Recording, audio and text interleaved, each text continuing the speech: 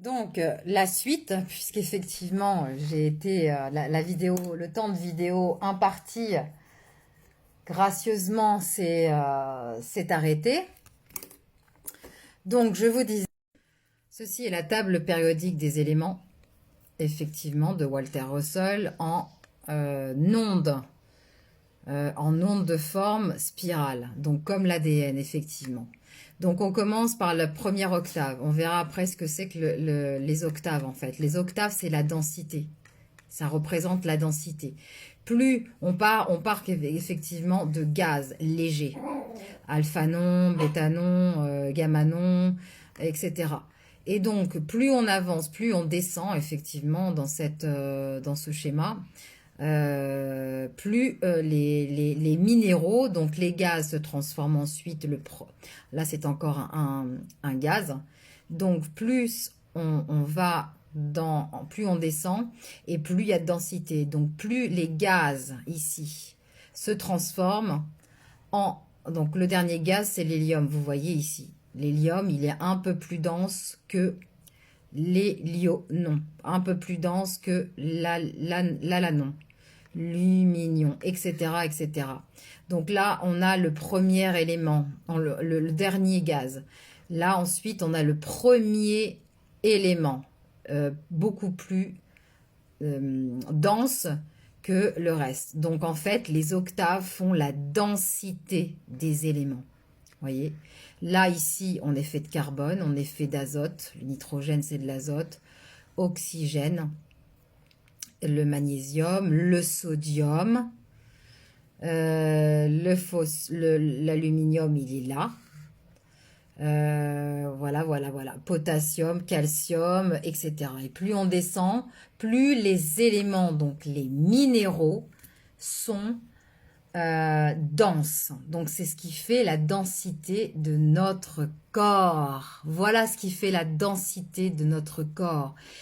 Et tout ça, en fait, c'est géré par la force électromagnétique de tout ce qui est vivant. C'est pour ça, la force électromagnétique, c'est la vie. Et c'est pour cela que il est très intéressant de savoir un peu manipuler l'intelligence artificielle pour avoir des éléments de réponse et pour faire des liens ensuite. Là, je relis donc la partie qui est intéressante. Supposons que notre glande pinéale produise du zinc, du cuivre et de l'or. Comment pourrait-elle les produire? Eh bien, c'est comme ça. Il le dit bien en plus. Pour que la glande pinéale puisse produire des métaux, il faudrait que la transmutation, bon, nucléaire, ça n'existe pas, électromagnétique, c'est-à-dire la transformation du noyau corpusculaire d'un élément à un autre. Voilà, il le dit, ça réfère directement à la table périodique des éléments. Voilà comment le corps et tout ce qui existe s'est formé. C'est grâce à ça. Donc la transformation d'un élément à un autre, comme dans la table périodique des éléments de Walter Russell, comment la force électromagnétique transforme un élément en un autre. Qu'est-ce que ce processus qui implique quel est ce processus en fait qui implique les octaves pour la transformation. Donc, ce qu'on appelle élément, motif stable d'onde électromagnétique dans une octave donnée. Un élément n'est donc pas une substance immuable, mais un état d'équilibre temporaire de la force électromagnétique. Les rôles des octaves, justement, des densités, c'est ça qui fait la densité d'un gaz à un autre, d'un élément à un autre, ou d'un gaz à un élément. Donc, une octave est un cycle complet d'ondes, comme la musique. Eh oui, parce que l'électromagnétisme, c'est aussi du son, des couleurs.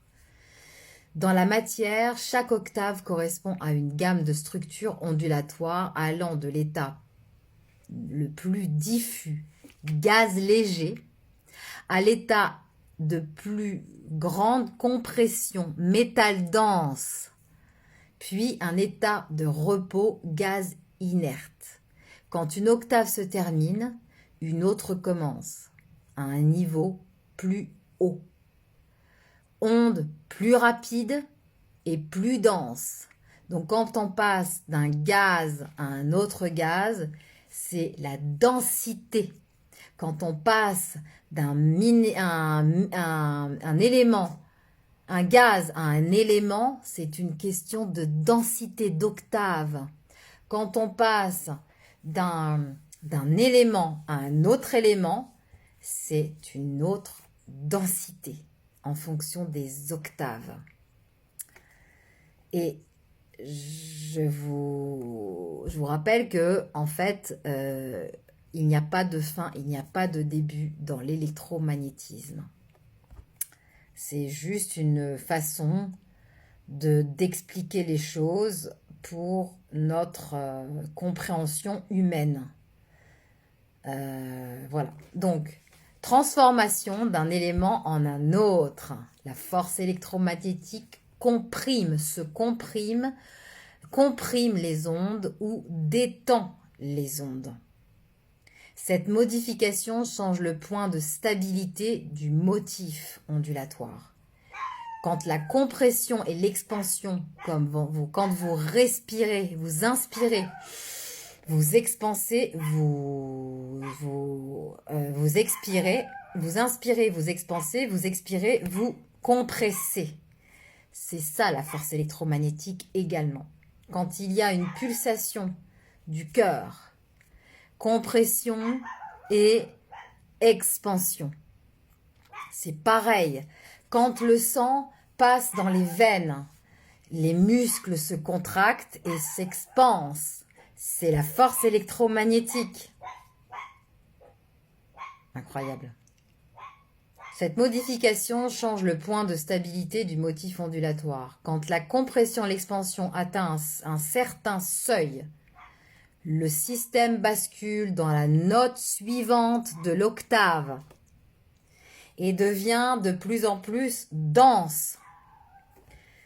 Encore une fois, c'est ce qui explique la création, la confection de tout ce qui est vivant, y compris notre corps. Résultat, ce qu'on appelle élément à se transformer en un élément A. Résultat pas, c'est ce qu'on appelle élément A qui se transforme en un élément B. Exemple simplifié dans le langage de Russell, Walter Russell. Compression accrue. L'onde se densifie quand il y a une compression accrue de l'électromagnétisme.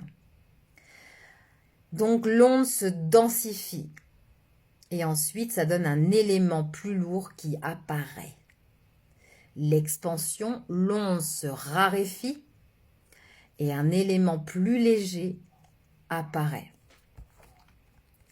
Le processus électromagnétique, on peut le résumer comme suit. Force électromagnétique, variation de pression d'onde, compression, expansion, changement d'équilibre, nouveau motif stable, nouvel élément. En résumé, les éléments ne sont pas fixes, mais des positions dans une octave d'onde électromagnétique. La transformation d'un élément en un autre, déplacement du point de stabilité dans l'octave, dû à une variation de la force électromagnétique.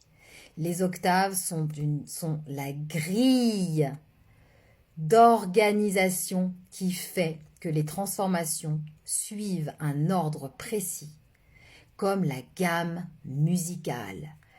Comme la gamme musicale, c'est pas comme, c'est que l'électromagnétisme est aussi son, l'électromagnétisme est aussi couleur.